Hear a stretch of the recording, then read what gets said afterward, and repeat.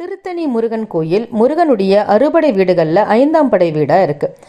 இது ஆண்டோட 365 நாட்களை குறிக்கும்படியாக 365 படிகளும் இருக்குது.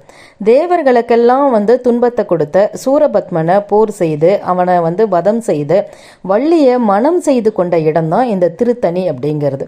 முருகப்பெருமானுடைய கோபம் தணிந்த இடம் அப்படிங்கிறதுனால தணிகைன்னு சொல்கிறாங்க. அதுக்கப்புறம் தேவர்களுடைய துன்பம் நீங்கிய இடம் அப்படிங்கிறதுனாலும் தணிகை அப்படின்னு சொல்கிறாங்க. அதுக்கப்புறம் இது திருத்தணி அப்படின்னு அழைக்கப்பட்டது. இங்கே பார்த்தீங்கன்னா பக்தர்கள் அவங்களுடைய ஆடி கார்த்திகை, கந்த சஷ்டி விழா, பங்குனி உத்திரம், தைப்பூசம், ஆடி தெப்ப திருவிழா இதெல்லாம் ரொம்ப சிறப்பாக இங்கே கொண்டாடப்படுகின்றது முருகனுக்கு. இதில் பக்தர்கள் அவர்களுடைய வேண்டுதல்களை எல்லாம் நிறைவேற்றுகின்றார்கள். முருகப்பெருமானை நம்ம வணங்குகின்ற போது நம்மகிட்ட இருக்கிற துன்பம், கவலை, நம்மளுடைய நோய், வறுமை எல்லாமே நீங்கிடும். அதனால் நாம் முருகப்பெருமானை வணங்குவோம். அரோகரா. கந்தனுக்கு அரோகரா, முருகனுக்கு அரோகரா, வேல்